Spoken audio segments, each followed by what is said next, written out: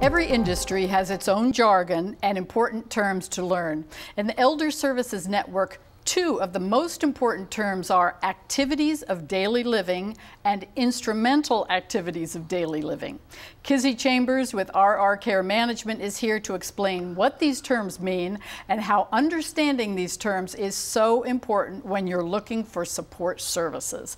Kizzy, I was kind of vaguely familiar with these two terms, sure, but we have ADL and IADL, and you see those things and you don't really know the difference between. So we're going to start with activities of daily living. Now, I kind of have an idea what that might mean, but what is that? Sure, so keep it simple. Activity of daily living, or ADLs, are the actual toileting, dressing, managing your incontinence issues.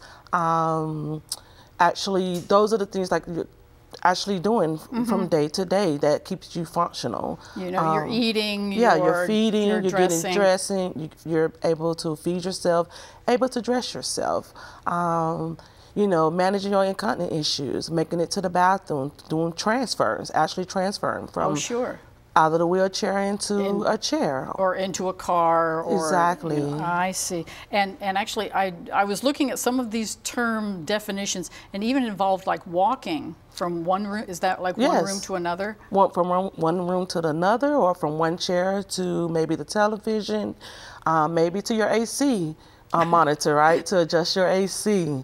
You know, how well you get there and how safe you're able to get there. What is your balance like? Oh, that's great. Yeah, activities of daily living. So it's just those really basic things that we kind of all take for granted, but this is what you have to be careful. And listen to the key word active.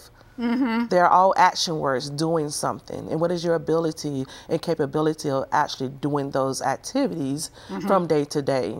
Okay, so that takes care of ADL, but now we have instrumental activities of daily living. So how does this differ? So it's interesting. The instrumental activity of daily living actually is a combination of the cognitive and physical. So it's actually doing things like doing laundry, creating a shopping list, managing your checklist, driving and being able to follow directions.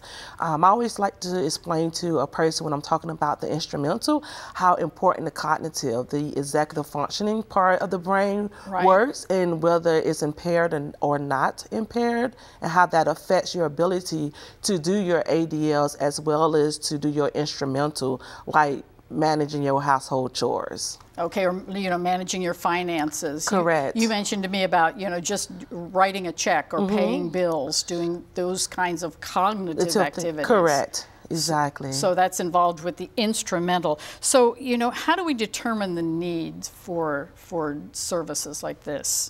So there are many different assessment tools that can be used, some by family members, some your medical provider can use it. As a care manager, I use a lot. There are two. There are a lot, but there are two that I primarily use. The CATS, ADLs, and that's the one that actually measures the activity